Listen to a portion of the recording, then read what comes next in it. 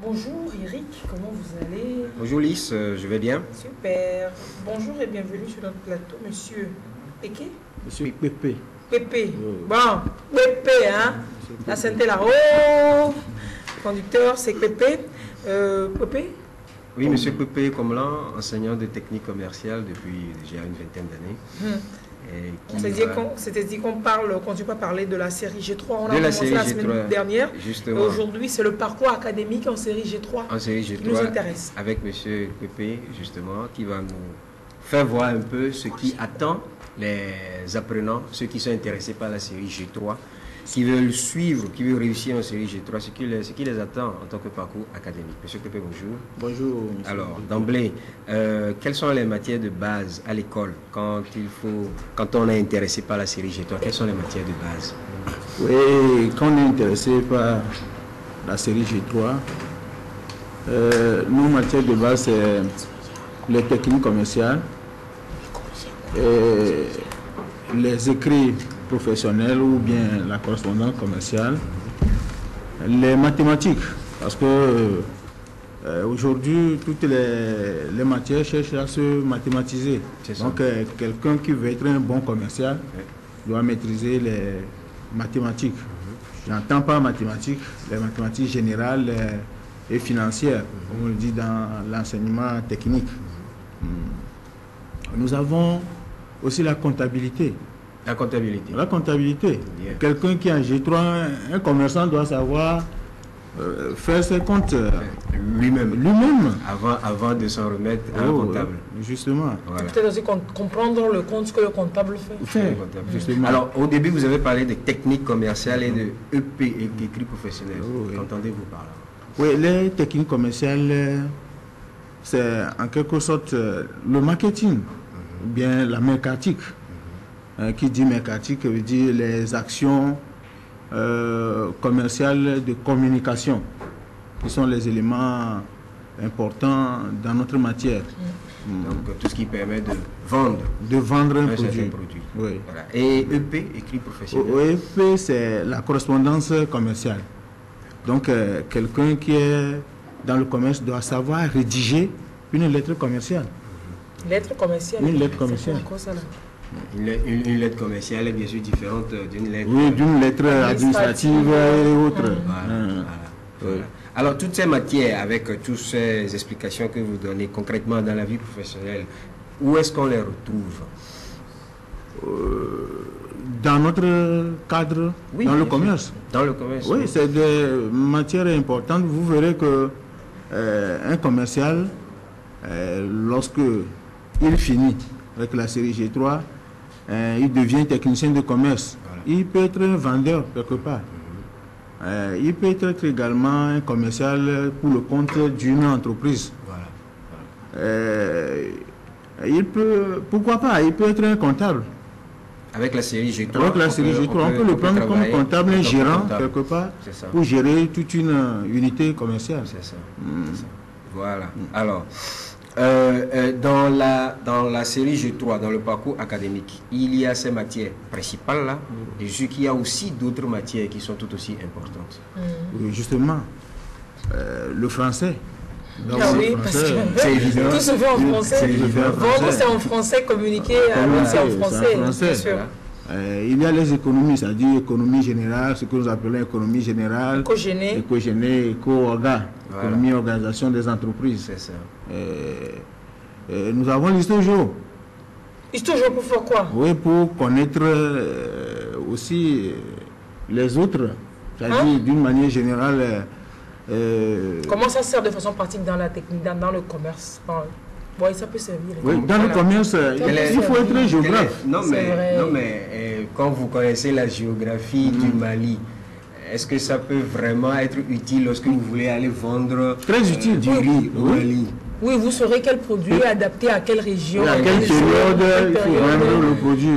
Et surtout, la sociologie. Par où passer pour aller dans ce pays-là. Oui. La sociologie, la connaissance des habitants. Effectivement, c'est pas faux. Hein. Oui. Des fois, on fait des matières, on se demande à quoi ça va servir. C'est vrai, quand on traite des asymptotes, tout ça là. On se demande si dans la vie, comment quelqu'un m'a dit, c'est pour régler, pour résoudre tes problèmes. Quand tu as des problèmes dans cette équation à plusieurs inconnus, ça sert à ça. C'est ça. Alors donc, il y a donc le français, les économies, l'histoire géo, ils font pas des sciences naturelles, non? L'anglais. Oui. Ils font pas des sciences naturelles. Non, ils ne naturelles. font pas sciences naturelles. Les sciences naturelles sont dans l'enseignement moderne. Non, ils font l'anglais aussi, c'est normal. Ils font l'anglais. C'est évident, puisque l'anglais c'est la langue du business. Oui. En fait, déjà le business c'est déjà un mot anglais. Et ils peuvent faire d'autres langues également? Pourquoi pas? De façon facultative. Dans le temps, ceux qui viennent en série G3 font l'allemand et l'espagnol en seconde. Ah oui. Comme langue, comment dit-on, une seconde langue, quoi.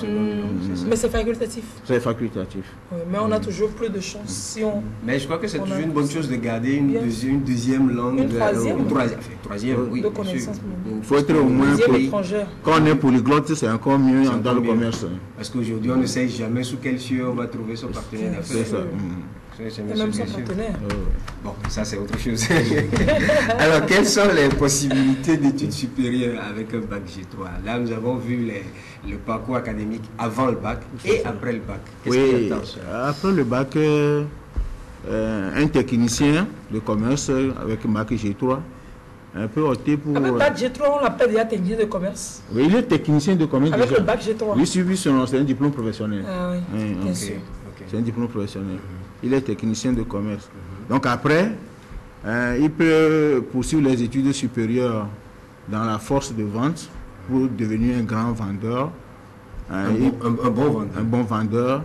Il peut faire stratégie et marketing. Il peut aussi être dans le commerce international. Dans le commerce, il faut faire le commerce international. C'est quoi le commerce international? Parce est-ce qu'il y a un commerce national et un commerce international? Non. Tout simplement, lorsque vous entretenez des relations commerciales avec vos partenaires, qui sont vos fournisseurs, c'est déjà du commerce international. Il faut savoir ce que nous appelons souvent les crédits documentaires dans le système bancaire. Puisque vous aurez à régler vos fournisseurs à l'international. Donc il faut maîtriser ces notions de crédit documentaire, les notions d'assurance, c'est-à-dire les contrats de vente en FOB, CIV, etc. Donc c'est tout ça qui fait que le commerce est international, contrairement à ce qui se fait au niveau national, au niveau local. D'accord. Et d'autres débouchés après le bac G3? D'autres débouchés, toujours nous sommes dans les études supérieures. Il n'y a pas fini parce qu'il y a la logistique, transport et logistique aussi. Transport et logistique, nous avons communication d'entreprise.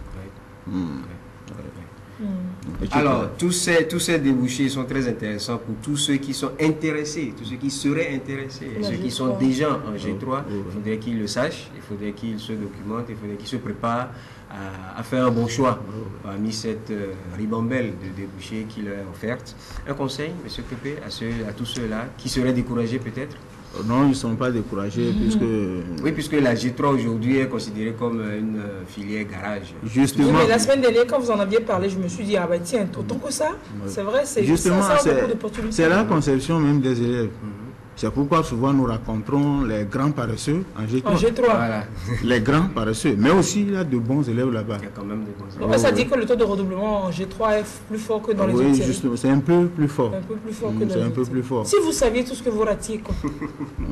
Sinon, c'est M. Pépé, pour le leur rappeler. Oui, c'est moi, je suis souvent avec les G3 puisque c'est une série que j'aime beaucoup. Parce que elle a beaucoup d'ouverture.